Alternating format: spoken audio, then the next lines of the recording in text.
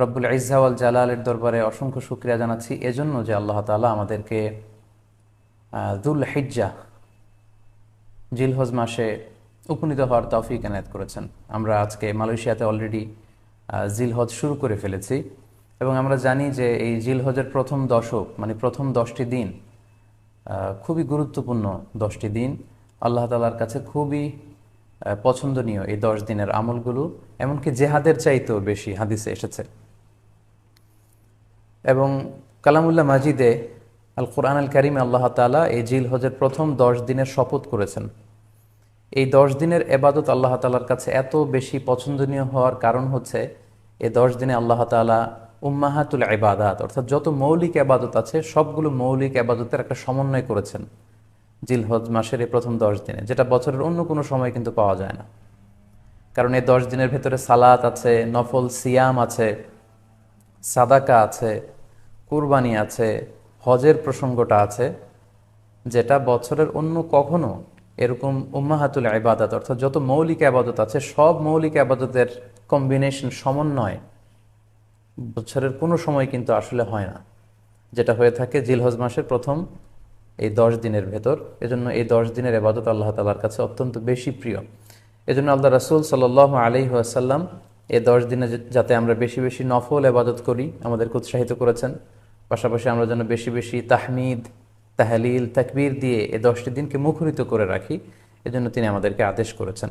এজন্য এই 10টি দিনে আমরা যেন বেশি বেশি সুবহানাল্লাহ ওয়ালহামদুলিল্লাহ লা ইলাহা ইল্লাল্লাহু আল্লাহু আকবার এই আজকারগুলো যেন আমরা বেশি বেশি পড়ি।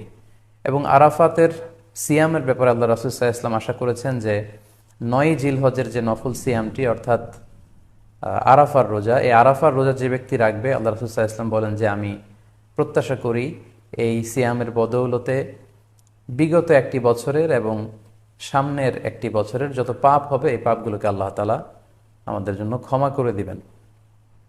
এবং জিলহজের 9 তারিখ ফজর থেকে কিন্তু আমাদেরকে ওয়াজিব তাকবীর পাঠ করতে হয়, আমরা জানি সেটা শুরু হয় আরাফার দিন ফজর থেকে। 9 তারিখ ফজর থেকে শুরু করে 13 তারিখ আসর পর্যন্ত এই তাকবীরগুলো প্রত্যেক সালাতের পরে পড়া আমাদের জন্য আবশ্যক। আমরা যেন এই নফল আজকারগুলো, এই নফল তাকবীরগুলো যাতে আমরা বেশি বেশি করে দেই। এবং যারা কুরবানি করার জন্য ইচ্ছা পোষণ করেছেন তারা যেন এই 10 দিনের আগেই তাদের মাথার চুল এবং নখ কেটে পরিচ্ছন্ন হয়ে যান এবং জিলহজের এই 10 দিনে তারা যাতে মাথার চুল না কাটে এবং হাতের নখ না কাটে, এই মর্মে আল্লাহ রাসূল সাল্লাল্লাহু আলাইহি ওয়াসাল্লাম আমাদেরকে গাইডলাইন দিয়েছেন। সব মিলে আল্লাহ তাআলার কাছে এই 10টি দিনের ইবাদত খুবই প্রিয়। এমনকি হাদিসে এসেছে, যেটা আমরা বললাম, যে জেহাদের চাইতেও বেশি প্রিয়। এজন্য এই সুবর্ণ সুযোগটুকুন যেন আমরা কখনোই মিস না করি।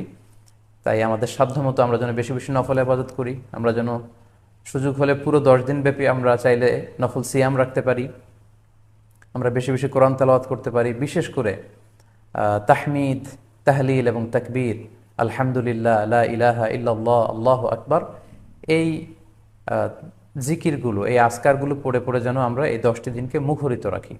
আল্লাহ তাআলা জিলহজ মাসের যে মাহাত্ম্য এবং বারাকা তিনি আমাদের জন্য দিয়েছেন, এগুলো যেন আমরা বেশি বেশি হাসিল করতে পারি। আমিন ইয়া রাব্বাল আলামিন।